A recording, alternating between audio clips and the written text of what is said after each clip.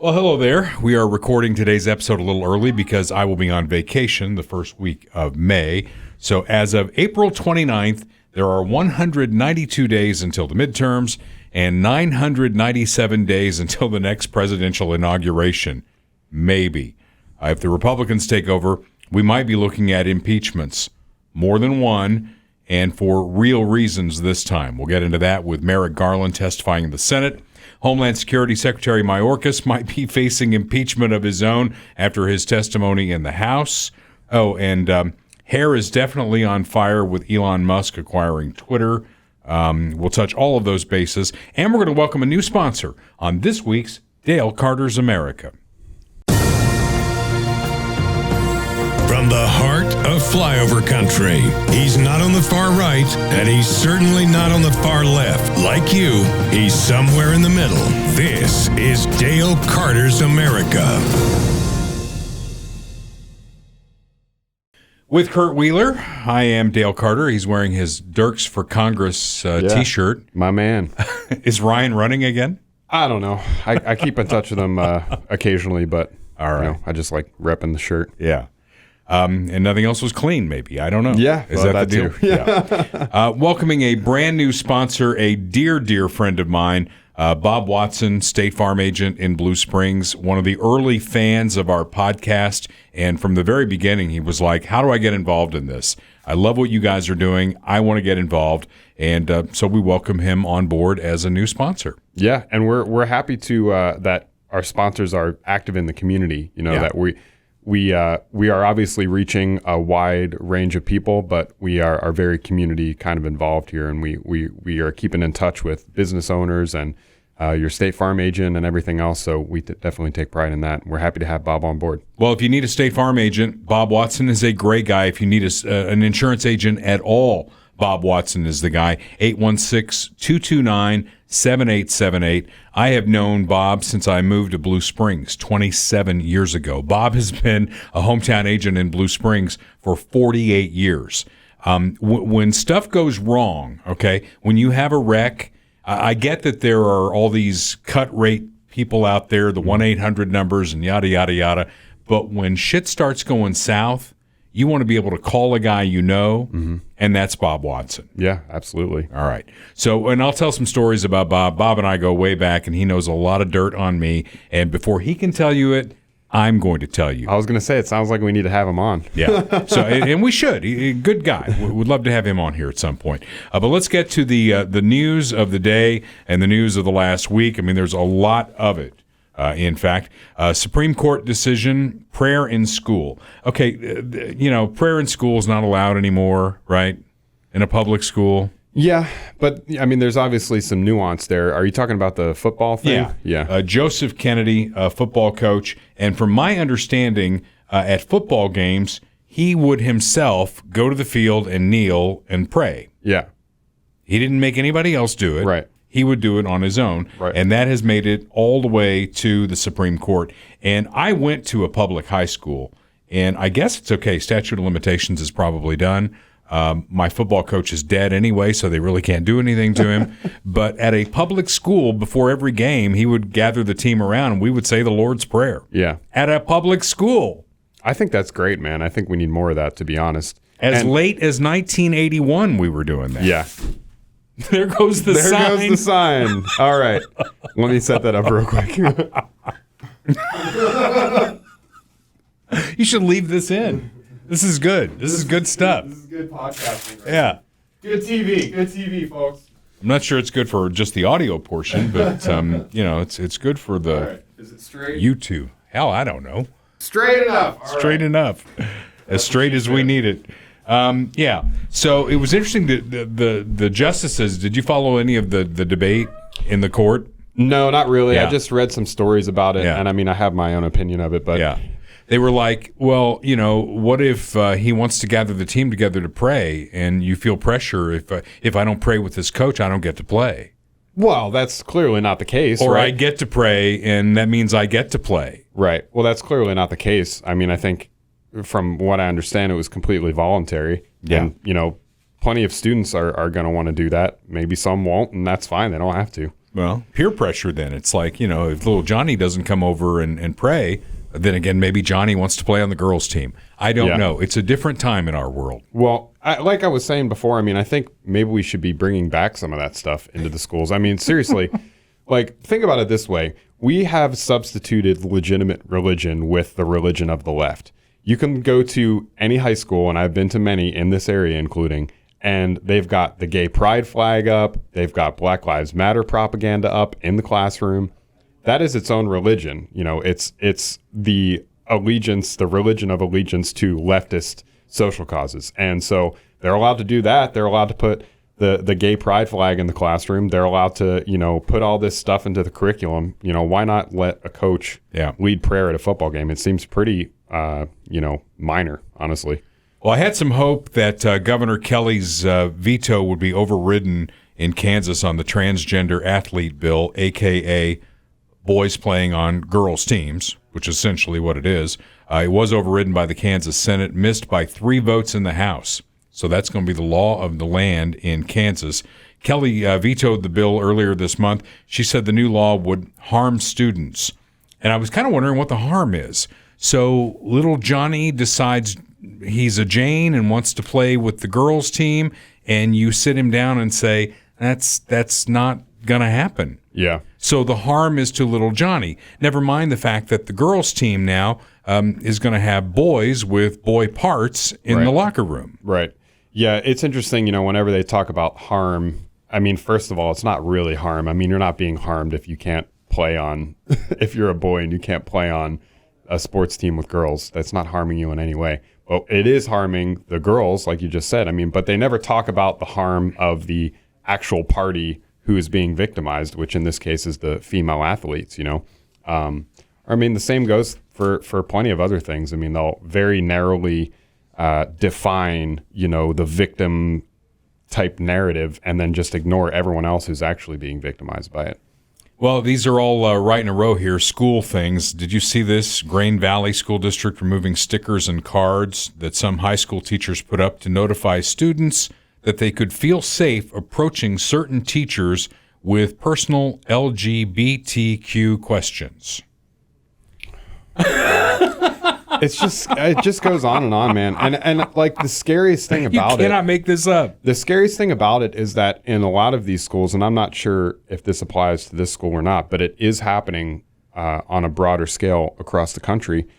Not only do you have this stuff being pushed in schools and pushed by the teachers, but they're enacting policies where the parents are not involved, where the parents don't have to know about the sexual stuff that their kids are talking about with the teachers. Yeah. And in some cases, the parents are actually deliberately removed from that entire thing where you're not allowed to tell the parents, if you're a teacher and somebody comes up to you, a student comes up to you and says, hey, I feel like I'm a girl or something like that. You're literally not allowed to go tell the parent or you could be fired. What kind of craziness is that? It's an upside down world. We did a whole episode on the tone deafness of the left, and they just continue to play that same tone deaf song. Yeah. If we were a karaoke bar and the leftists were singing, that perfect pitch thing that I have in my inner ear would be going off. Yeah. It would be hurt. It would cause massive pain for me. So I guess they'll keep doing that, and we'll see where that goes in the midterms. We've seen a little evidence of it. We've seen what happened in Virginia. Yeah. When Terry McAuliffe blatantly said that parents have no role in their kids' education, right. That backfired on him, didn't it? Yeah. You think regardless of politics, the politics of the parents, you would think that the majority of parents would want to know what's going on with their kid at least, and maybe not, but that seems like common sense. Yeah. Common sense. Boy, there's a concept. Yeah. Ford goes green and so far has eliminated 600 jobs as they transition. I guess that's the new word, transition. Yeah. They're transitioning from gas-powered vehicles. They're going to go all electric. They're all in on the electric thing. So at some point, they better build some infrastructure for this because I wouldn't know where to go to charge something. I see it sporadically. We got a Sunfresh market here in Westport, and I see they've got 3 charging stations, although I wouldn't do that in the middle of the night. Right. There are certain convenience stores where you kind of see it, but the infrastructure is definitely not there. And then the poor 600 people who've lost their jobs, think about this. because you go green to eliminate gas-powered engines to go all electric. So around here, you plug it into a coal-fired thing, but you feel really good about it. Right. Yeah, because you're green now. Yeah, they're But I lost my job, right? They're eliminating good-paying American jobs, and they're creating jobs for child labor in the Congo for cobalt mining. Oh, it's just, Yay! the insanity just continues, and they keep pushing it. They keep pushing that agenda. The economy fell 1.4% in Q1. The quote-unquote experts predicted 1.1% growth. Deutsche Bank is the first major bank that's going to predict a major recession. And then you got to ask, whose fault is it? Because you know it's not Biden's fault. Yeah. I'd like to make a general point here, and maybe this is slightly controversial, but like, when are we going to stop trusting the experts? Yeah, they're always wrong. On the economy, on COVID, on climate change, on, the whole psychology, like college psychology, sociology department thing. I mean, when are we going to stop taking the experts seriously, like for real? Well, the definition of a recession is back-to-back quarters of negative growth. So we've got one in the bank now, first quarter. And second quarter doesn't look all that great either. So that's on the way here. But I get back to whose fault it is, because Harry Truman had a sign on his desk. In fact, we live in Kansas City. You can go to Independence, Missouri and see his library museum. Have you done that yet? Actually just went there for the first time like 2 weeks ago, maybe 3 weeks ago. You're a big history buff. They redid it. How is it now? I haven't been nice. there. It's really nice. Yeah. I didn't go through like the whole thing, but I walked through some of it. It's really nice, man. The exhibit part that you kind of walk through, there's a lot of interactive stuff, and there's like stuff on the ceiling and like, stuff that's like motion triggered. So when you walk past it starts talking to you and things like that. They still have the Oval Office replica. I don't know. I didn't get that far into it. Because the first time I went to it, because I'm a big history buff, so this is like the mid-'90s when I first moved here. You walked into it, and you trigger a motion sensor, and you hear, "Hi, I'm Harry Truman. Welcome to the Oval Office." And I'm like, geez, I thought the dude was dead. Right? It freaked me out a little bit. You turn around and run out full speed. Get me out of here. I do scare easily. But on the desk was, "The buck stops here." Right. And Harry Truman was big on, I'm the guy. Right. And if a decision's got to be made by the executive branch of the federal government, it stops with me. Mm-hmm. Well, Joe Biden's a Democrat. He ain't no Harry Truman Democrat. Yeah, for sure. Because, he could say, well, I don't know, it's COVID, it's Putin, it's Trump, it's supply chain issues, it's, yada, yada, yada. Yeah, he's got plenty of scapegoats. Fill in the blank. Well, so the economy is not going well, and hopefully it's going to turn around, because regardless of who's in the White House, I want America to win. I hate looking at my 401k and seeing it become a 201k. Yeah. I mean, whoever can bring down inflation and fix the economy, I mean, that's just like the number one issue in every election, right? Is the economy. I mean, people want to have money in their pockets. They want good paying jobs and all this other stuff. You can talk about COVID, and you can talk about Ukraine, and you can talk about this other stuff as much as you want until the cows come home. But if the economy is not improving, then you're wasting your breath. I think if you lived in South Texas and Arizona, you might be thinking about the border. Yeah, well, that too. That's another big. I think there's blood in the water. There's definitely blood in the water. I mean, we just talked about the fact that there's 997 days left in the Biden administration, maybe. And then he says he's going to run for re-election. Last Sunday, Elizabeth Warren was on every Sunday morning talk show. And she was sticking to her talking points. The two talking points that she had: things are awful right now, and we need to forgive student loan debt. Am I hearing you say Democrats just need to get caught trying? Look, what you're hearing me say, first of all, is that not everything has to go through Congress. We picked the example of student loan debt. That would affect about 43 million people. That matters. It would affect them directly and affect their families. That's all she talked about. Things are really bad right now, and we need to eliminate student loan debt. She's running for president. Yeah, that's what it sounds like. I mean, that's not a good message for the administration. Yeah. I saw a headline that Biden is taking like a quote unquote serious look at student loan debt now. I don't know. He's gone back and forth on it so many times. I mean, it's hard to know what's happening. Well, I used some student loans to pay for college, Right. paid my way through college, and shockingly, I paid it off. Right. I think I've been doing this the wrong way, Kurt. I mean, I've been working since I was 13, been in radio since I was 15. Mm-hmm. I have my debt winnowed down to my mortgage. Mm-hmm. So here's my question. When are they going to start doing mortgage forgiveness? What about car payments? Well, I don't have one of those anymore. So you have a car payment? No. Okay, I was gonna say. I'm just saying, like in general, you know, Yeah. what about car payments? What about credit card bills? What about Right. you know, I want a new pair of shoes. Why can't the government pay for it? Yeah. Right. And you know, you got the Bernie bros out there that's the message they've been saying forever, and that's what Elizabeth Warren is saying. And then you look at Biden, and there's two things. We're going to talk about impeachment in a little bit, and I think that's something that is a real possibility for real reasons this time. But will he even make it? I mean, 25th Amendment, it went in because Woodrow Wilson had a stroke and his wife was basically running the country. Yeah. Today is a viral video day. Did you know that? I had no idea. As we record This is on perfect April because 29th. this video is going to go viral. So Viral video day. Well, the Joe Biden video has gone viral where he's talking about the Russian oligarchs and how he's going to really stick it to them, or maybe not, because he starts off saying he's going to accommodate the Russian oligarchs. And then he just goes through a painful, you have to drop this clip here. Yeah. It is absolutely painful.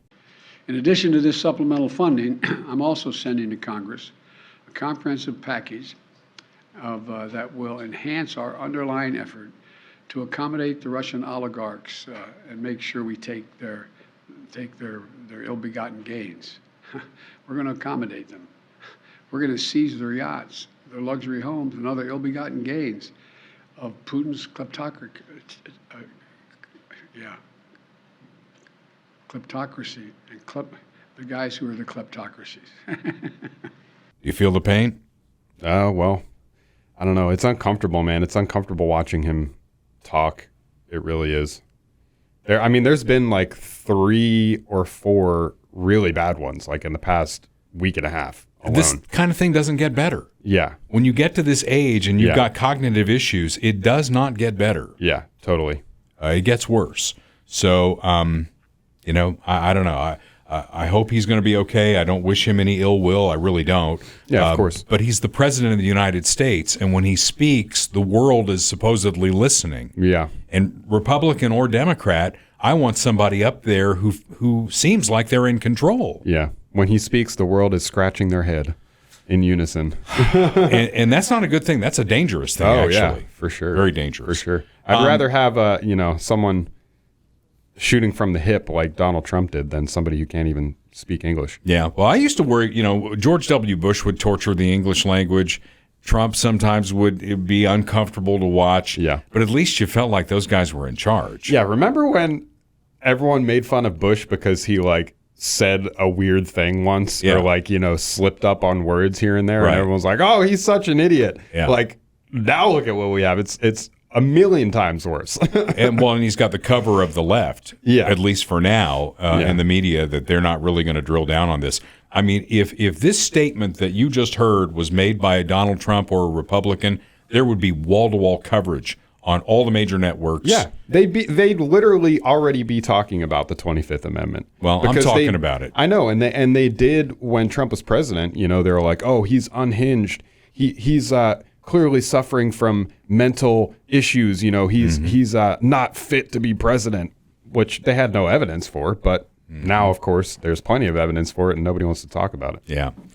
Lastly, in the news, I mean, you can't ignore the Johnny Depp Amber Heard trial. I mean, it's and I'm glued to it, man. When I go home and that thing is on, I'm like, it makes me feel better about my first 2 marriages. I was going to honestly. say, does it give you flashbacks or something like that? Especially that second marriage. I mean, it makes me feel a whole lot better about that because as bad as that marriage got, nobody shit in the bed. Right. I think that is a real test. Yeah. Don't you? Yeah. Yeah. So a psychologist, I guess, testified, a forensic psychologist taking the stand, evaluated Amber Heard and said she showed signs of borderline personality disorder and histrionic personality disorder. I was going to say the forensic part. Is that where the shit comes in? And, Johnny Depp's got like part of his finger missing now and all that. I mean, clearly they weren't meant to be together. Yeah. Definitely grant a divorce on this. But one of them suing the other one for $50 million. The other one's countersuing for $100 million. Yeah, it's crazy. Seriously. I haven't really been watching it too much. I've seen some clips, but my wife has a huge crush on Johnny Depp, so she's been watching it.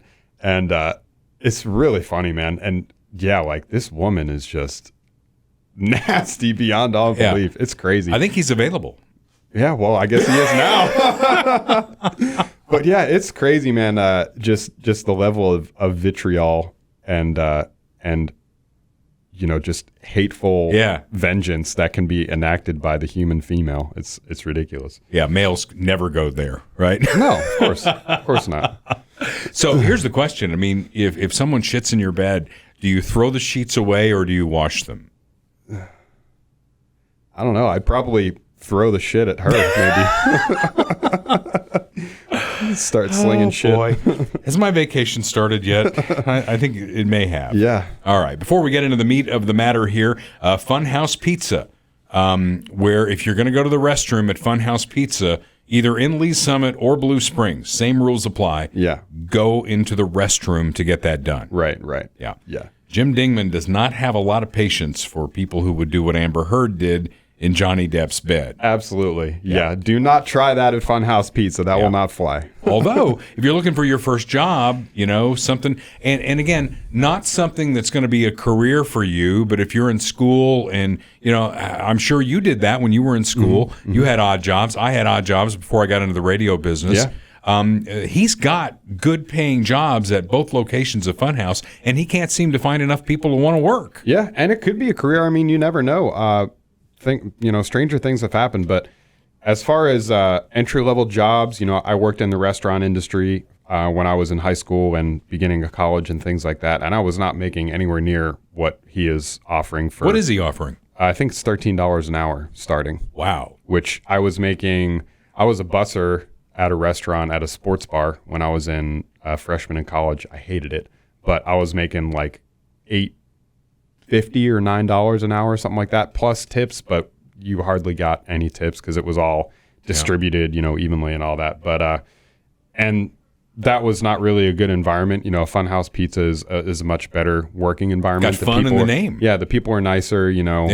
Everything like that. It's got more of a family kind of atmosphere where it's family ownership. It's a smaller company, and things like that. So it's a really great opportunity, I think, for anyone out there listening. If you have kids or family members or friends, that are maybe a little bit younger that are looking for their foot in the door with a new job or to make some extra money on the side, it'd be a great opportunity for them. I know Jim's had trouble staying open. Yeah. For certain days because he just can't get it's not like he doesn't have traffic, people who want to go to Funhouse Pizza because they have excellent pizza and get you a frosty beer, maybe a soda or whatever. They got great food. He can't stay open because he doesn't have enough employees. Right. So kick that kid out, make him go get a job. Yep, absolutely. All right, so on to kind of the meat of the show here today and where I'm starting to use the I word, the impeachment word. Merrick Garland is the Attorney General, and he testified in the Senate and completely dodged any question about Joe Biden, about the visitors that have come to the White House, who came to the White House during the Obama administration. He says that that investigation is being handled by a Trump appointee in Delaware, and justice is just taking a hands-off approach. Now, I have said since the beginning of this, and I think you could back me up on that something ain't right here. When you've got a guy like Joe Biden who has never had a real job, he was a senator all the way back to the 1970s, and then he was vice president, and now he's president. He has lived off the taxpayers his entire life, and he's got millions of dollars. Yeah. It makes you, don't you wonder just where did he get the money? Yeah, of course. It's like he didn't run a major corporation. He didn't do anything other than be a senator and a vice president and now president, and he's got homes in various locations, and he's got a ton of money. Yeah, of course. And it's more than that. I mean, it would be enough if it was just money. Like if it was just he had a lot of money, like, oh, yeah, where did this come from? But it's way more than that. I mean, we have real evidence of corruption in China, Ukraine, in America even. Right. I mean, you know, so like we have things to go off of. It's not like there's nothing there. There's clearly something going on. And, you know, meanwhile, you have Donald Trump, who's being now fined like $10,000 a day or something like that by the Southern District in New York or some other similar court for not providing paperwork to this investigation or that investigation. They've been going after him for 5 years now, and there's hardly anything there. I mean, I'm not aware of anything serious that they've been able to get him on. Yeah. Meanwhile, this is right in front of our face. Mm-hmm. We have the Hunter Biden laptop. We have all of this stuff. And, you know, there's no serious investigation. Well, I'm not a black helicopter guy, okay? I'm not going to give you any conspiracy deal here, but the visitors' logs are out for the old executive office building. And my question is, why was Hunter Biden's business partner, Eric Schwerin, in the White House at least 8 times in 2016 meeting with Joe Biden's chief of staff? Why? Yeah. That seems pretty simple. Can they answer that question? Yeah. And it's like, you know, Biden has said repeatedly that he has no idea of Hunter's business dealings. Okay. And it's just bullshit. I mean, how can anyone believe that? Like even if you weren't the vice president of the United States, and even if your son wasn't on the board of a major energy company in Ukraine, like you would just know, like as a dad, you would know what your son's up to, right? I mean, would think so. You would think so, unless like you've totally disowned him or something. But just the basic, like, oh, well, how did he get this job? Yeah. What is he doing? Oh, I don't know. I don't know what's going on. Yeah. It's like, that's just a lie. I'd like to think that I know what my kids are up to, but if they visited my office, and it's not just the 8 times, that's in addition to the 19 previously known times that Schwerin visited the West Wing of the White House. Mm-hmm. Okay? If an associate of one of my kids visited me 19 times where I work, right, I think it might be more than just to take a tour. Right. Yeah. So something's up with all this. And when the Republicans take the House after this next election, there is going to be definite impeachment talk. Yeah. And it's not going to be about a phone call that Joe Biden made. It's not going to be about whether he, said nice things about Vladimir Putin. Exactly. It's not going to be about any of that. Yeah. It's going to be about this. Yeah. And as they unfold all this, it's going to be, where did you get all this money? Why was your son involved in Ukraine and Russia and China when you were overseeing those areas? Mm-hmm. Those are legitimate questions. Yeah. Well, I think one thing that Biden maybe has going for him is that he might not remember any of that. His memory might be totally shot. So does that still work, Senator? I don't recall. I don't know. But I'm saying, like, that's a common strategy in court, right? Just pleading the fifth, but like maybe he literally can't even answer the question because he won't remember. I want to tie this to something a little bit closer to home because you may have seen this. Eric Greitens, who's running for the Senate in Missouri, did a ride-along with a Kansas City police officer up north, okay? And then he took the video from that and he put it on his campaign page, okay? Apparently he didn't get permission to do that, and so he's since taken it down. They're investigating that. They're investigating that, but we're not investigating all of this smoke from the President of the United States. Yeah. It's like quasi-Soviet style tactics. Yeah. You know? It's like the only thing that matters is who is my friend and who is my enemy. Yeah. And I will use every tool at my disposal, every avenue of power that I have at every level of government to persecute my enemy and protect my friend. That's it. And they're setting up like an organization to filter out misinformation. Did you see that? Yeah. And the woman they're putting in charge of it. I posted about it on our Twitter page, yeah. She's very out front that, she does not like Republicans at all. Yeah. So, I mean, part of me is like, keep doing this. Just keep doing this, and it'll eventually, it's a house of cards and it'll all fall apart, especially with the midterms coming up. But I don't know. It's tough, yeah, because, we've talked about the accelerationist kind of angle. But, especially when it comes to the more cultural things like free speech and everything like that, it's, they're redefining these words all the time. So, Okay, so that deals with Garland testifying in the Senate. Another impeachment that I think is realistic here, I'm not talking black helicopters, I'm not talking conspiracy theories, is Mayorkas, the head of Homeland Security. He was testifying in the House, and he has since cleaned up some of his testimony. But I don't know if we're going to drop a video here or not. But the things he was saying was basically, when we got here, we inherited a mess at the border, and now it's functioning fine. I would say that's 180 degrees out of phase. Yeah. It's just the opposite. Yeah. You know, the border seemed to be okay with what Trump was doing, and now it's a complete mess. There were certainly less people crossing the border. There was less apprehensions and, by every available metric. I mean, it's, the complete opposite. So he cleaned it up and he said, well, I didn't really mean that. His day 2 testimony said that what I meant to say was before the previous administration, the border and immigration policy was a complete mess, and now we're trying to deal with it. And with Title 42 going away, if we get to a point where 13,000 people cross the border in a day, we're going to have some problems down here. Mm-hmm. So that cleans it up, and it's a little more honest. But that guy, I mean, he's the one who with a straight face will tell you that the biggest problem that we have in the United States right now is white supremacy. Yep. That's the biggest threat to the republic. We dropped a clip of him saying that in the last episode. So if you missed that, go back and check it out because that is not a joke. There's two things. There's two things at play here. There's Title 42, and then there's Remain in Mexico, which is under review by the Supreme Court right now. Mm-hmm. Title 42 is the COVID era thing that said basically because of the pandemic, which apparently is no longer, although I'm not sure. Fauci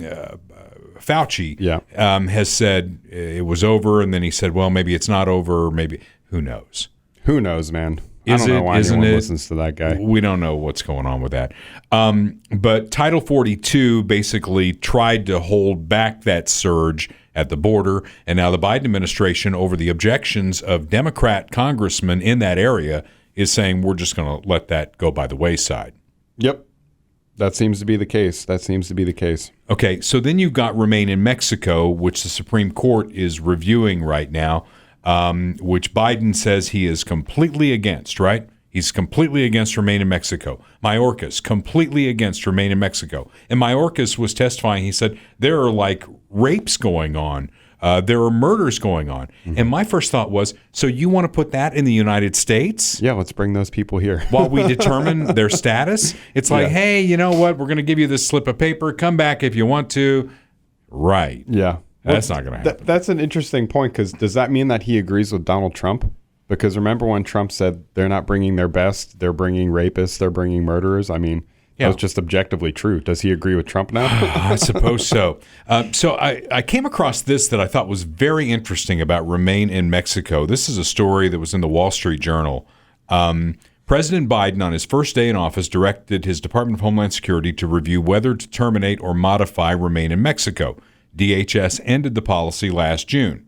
The two questions before the High Court are whether DHS followed proper administrative procedure and whether the law lets it end the policy. The answers are no and no. The Trump administration implemented Remain in Mexico in early 2019 to deal with a surge in migrants claiming asylum. Since DHS's total detention capacity is 34,618, the government had been releasing migrants apprehended at the border into the U.S. Remain in Mexico requires non-Mexican migrants to wait in Mexico until their asylum claims are heard. Unnoted by critics is that Congress established the legal basis for this policy as part of the 1996 bipartisan immigration reform bill. Senator Joe Biden voted for it, and now he's against it. Well, it's not politically expedient for him anymore. Doesn't fit the narrative. Exactly. So here we are. We've got Title 42. We've got Remain in Mexico. Objective people see a mess at the border and fear it's going to get a lot worse. And for that, and for saying that white supremacy is the biggest issue, the biggest threat to the republic right now, not the Russians, not the Chinese, not what's coming across the border. It's white supremacy. Right. This guy's got to go. Yeah, for sure. Well, how many detention facilities or cells or however many, the capacity, did you say that The capacity, 34.6 is what it says, 34,618. That's really not that much when you think about It's how not. many people are coming across. That's very little. And again, words matter here, Yeah. okay? They're not migrants. Right. If you enter this country illegally, you are an illegal immigrant. Right. You know? Right. And this gets back to, and I don't want to pick a scab here, but we had the big debate about Mickey and Florida and DeSantis and all that. It's a great time. Yeah. And what I told you is it's like idealism versus pragmatism. Donald Trump came across as an unhinged lunatic to a lot of people on the left. They were really scared of him. But if you peel back all of the tweets and everything else that he did, he's pretty much a moderate. And his remain in Mexico was using something that was passed by Congress, which is Right. what the president is supposed to do. Right. All right? Yeah, absolutely. What a bait and switch we got, because we got a guy who says, hey, I know how the Senate works. I've been here for 48 years. And trust me, I'm not going to be that lunatic guy. And his policies are absolutely lunacy. Yeah. Yeah, and that's why, messaging is so important, and having courageous leadership in the Republican Party is so important, because all you have to do is, if somebody is, as they were with Trump, criticizing him as being racist or xenophobic or whatever for instituting the Remain in Mexico policy, just turn it around on them and say, well, Joe Biden voted for it. He passed it in Congress, go talk to him. So why does the Wall Street Journal pick this up and nobody else? Well, I mean, the I Wall think Fox Street, News had it. I think, the right-wing media, if you will. But the left, and that's where we are in this country. We're no longer Walter Cronkite basically taking it down the middle. Right. We're right-wing media and left-wing media, and somewhere we got to ferret out the truth. Yeah. I mean, I think Wall Street Journal is maybe, I don't really read it, but from what I've seen, they seem to be a little bit more objective. Like, they're not necessarily right or left. I'm sure they have opinion pieces that are kind of, you could argue, are on either side, but they do seem a little bit more objective than some other sources. So, well, these things are going to continue, and we're going to see this unraveling continue, I'm afraid. And I would start watching for two things: impeachment and or 25th Amendment. yeah. I think both of those things are at play here. Yep. As we move from politics to the world of Twitter, Elon did buy Twitter, I guess, for $44 billion. Yeah, maybe. I think it was a little bit more. It was like 45 or 46. Yeah. First of all, you know more about this kind of stuff than I do. Why? It's a free service. Well, Where's the money involved in all There's that? a lot of money involved in it, obviously, from advertising, but I don't think he's really going to be too interested in pursuing that. But just the stock of the company, based on the number of users, based on the relevancy in the news and things like that, based on who is on Twitter and how much following they're getting and stuff like that, that all affects the price of the company and what it's worth, its value. And I think more than that, I mean, he's obviously got financial interest in this. He wouldn't be doing it if he was going to be making money.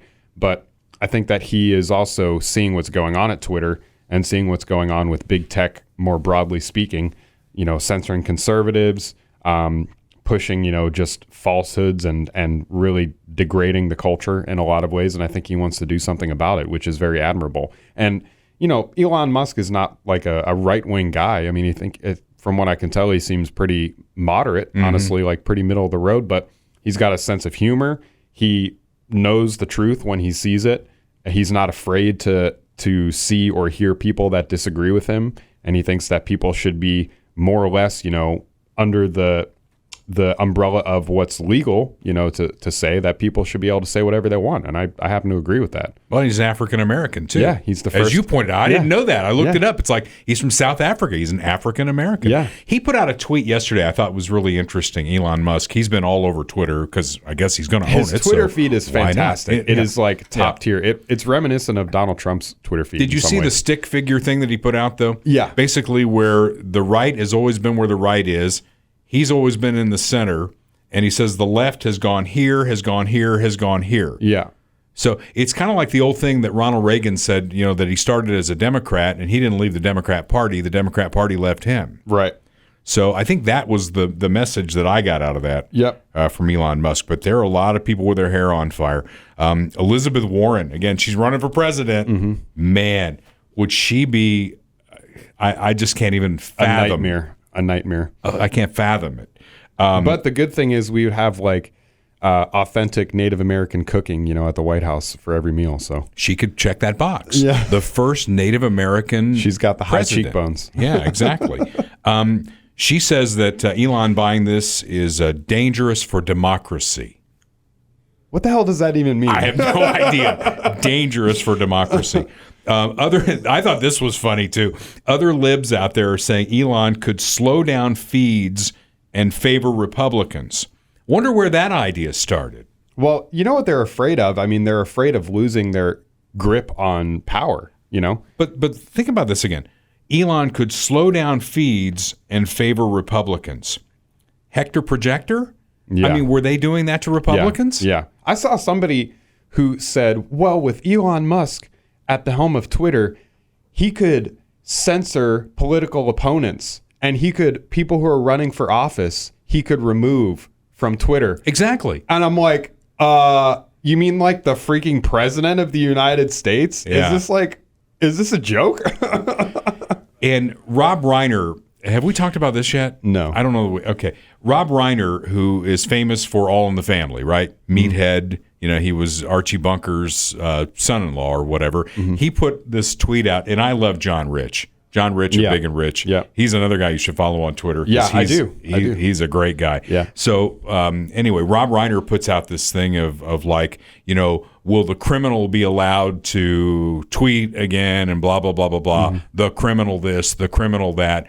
And John Rich goes, Rob, calm down. Hillary Clinton is still on Twitter. I thought that was just inspiring. Yeah, that's good. So it's definitely good for fireworks. Yeah. But it's interesting. The same libs who were going to leave America when Trump won are threatening to leave Twitter. Yeah. Now, I don't know if you and I have ever talked about this, but back when Trump won, in 2016, on my morning show, because everybody's hair was on fire. I'll never forget, there were some liberals who worked here at the radio stations, and one of them, who's a dear friend of mine, I'm not going to out him with his name, but he did a morning show on one of the other stations, and I came in the morning after, and I assumed Hillary was going to win. Right. Did you assume Hillary was going to win? Yeah, more or less. Yeah.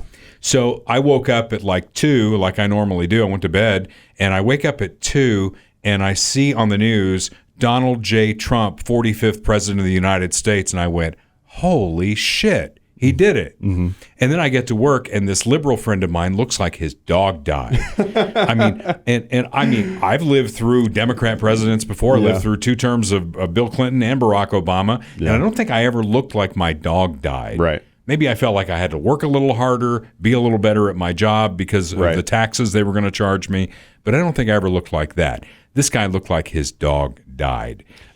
So anyway, we did a bit on the air where we actually gave these liberals and these celebrities step by step how to leave the country. Right. Starting in Kansas City, you go up I-29 as far as that goes.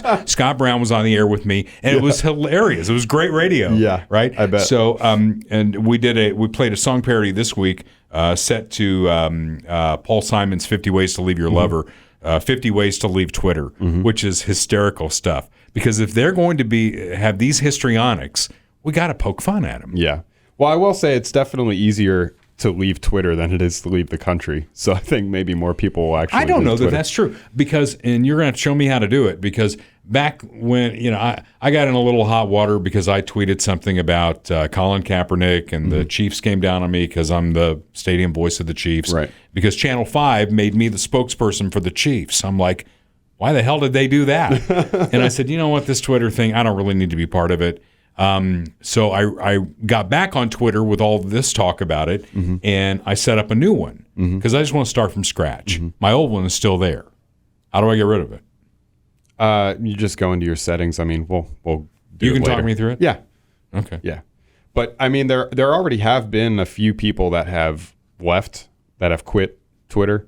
I think the best one being Sean King, who's like the fake black dude who's big, BLM activist and all that kind of stuff. He got his pants in a bunch and he quit.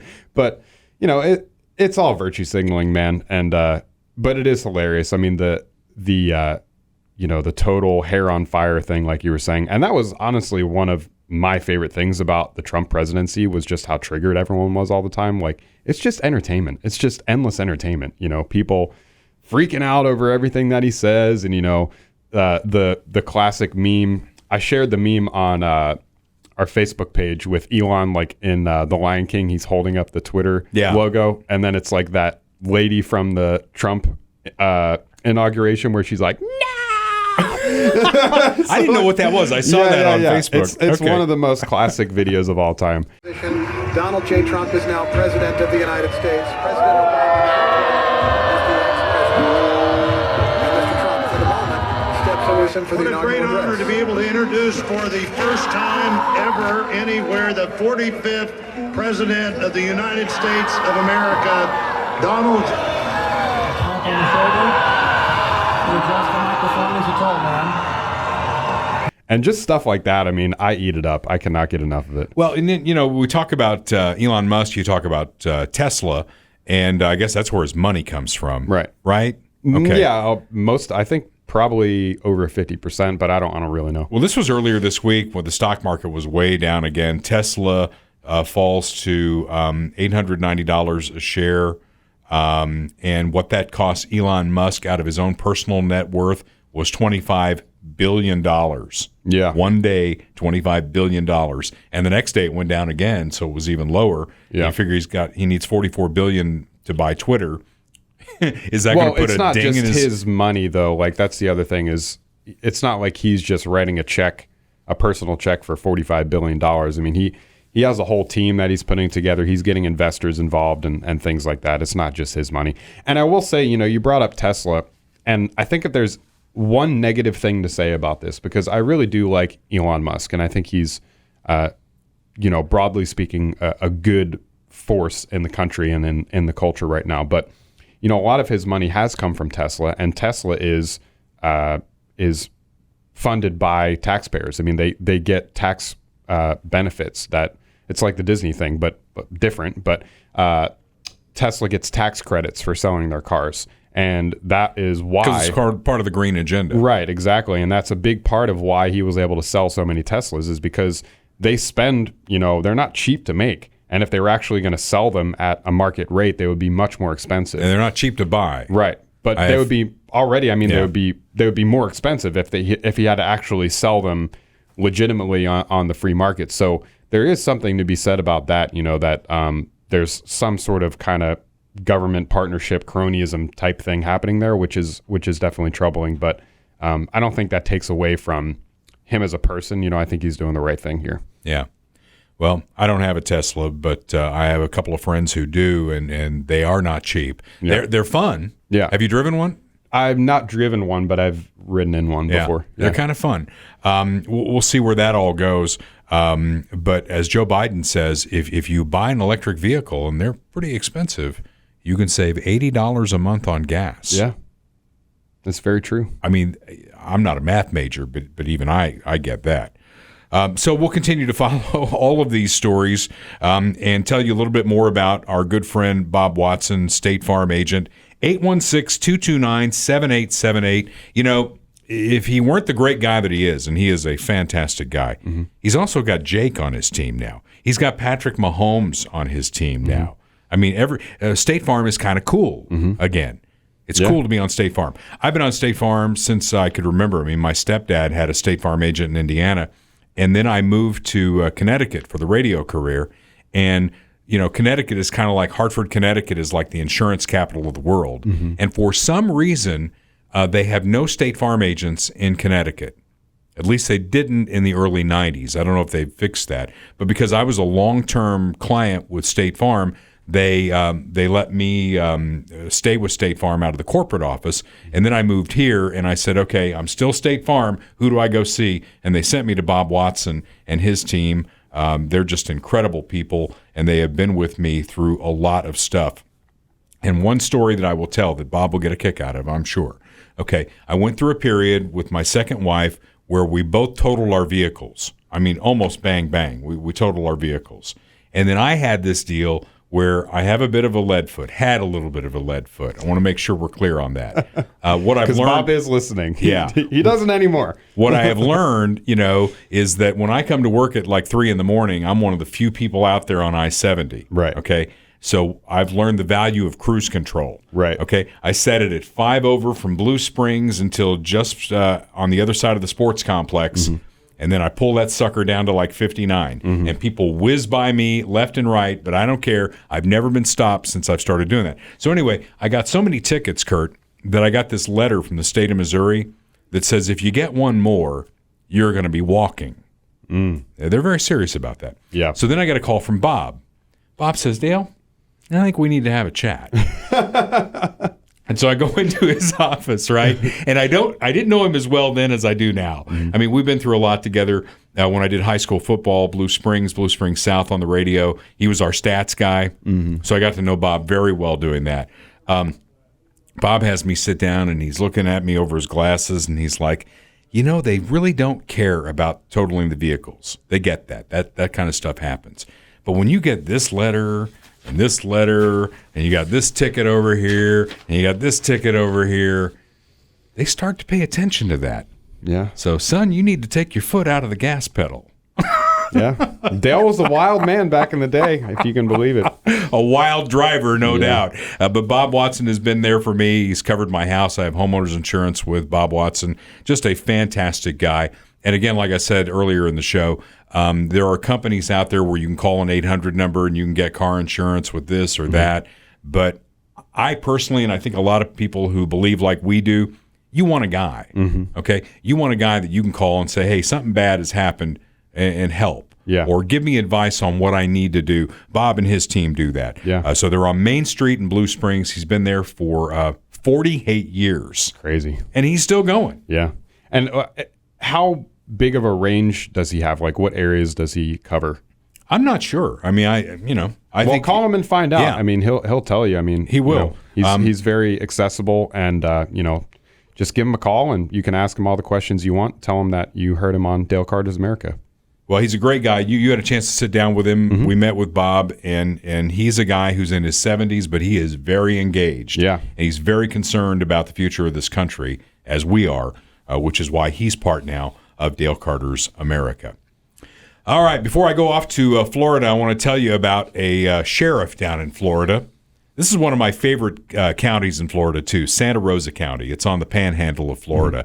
Have you ever been to that area? I've never been to the Panhandle. I have some friends that have lived there, and I've heard it's pretty wild. Oh, well, it's wild. The Redneck Riviera is what they call it. Yeah. But the white sand that they have there, that powder, powder sugar is the consistency of it. Yeah. It is just absolutely beautiful down there. That's not why I'm going on this trip now. We're going further south, kind of scouting out maybe possible retirement locations in the future. So we're going into the Fort Myers area. Right. I've never been down there, so I'll come back and with you're slides. You're going to the Gulf side, right? Right. Yeah. I've been to the Gulf side, too. Well, and the Panhandle's the Gulf side, too. Yeah, right. I don't like the Atlantic side. I'm just not a big fan of that at all. Yeah. But I was going to tell you about this sheriff, Santa Rosa County Sheriff Bob Johnson. Okay? He says there's nothing wrong with homeowners shooting intruders to save taxpayers money. I saw this. And I want to say, as to the person, we don't know which homeowner shot at him. I guess they think that they did something wrong, which they did not. If somebody's breaking in your house, you're more than welcome to shoot them in Santa Rosa County. We prefer that you do, actually. So whoever that was, you're not in trouble. Come see us. We have a gun safety class we put on every other Saturday. And if you take that, you'll shoot a lot better, and hopefully you'll save the taxpayers money. So with that, questions? By Fantastic. God. What a guy, right? Hero. Yeah. So I'm thinking about that. Does that apply to radio stations too? Like if a thug comes in here to break in to steal stuff?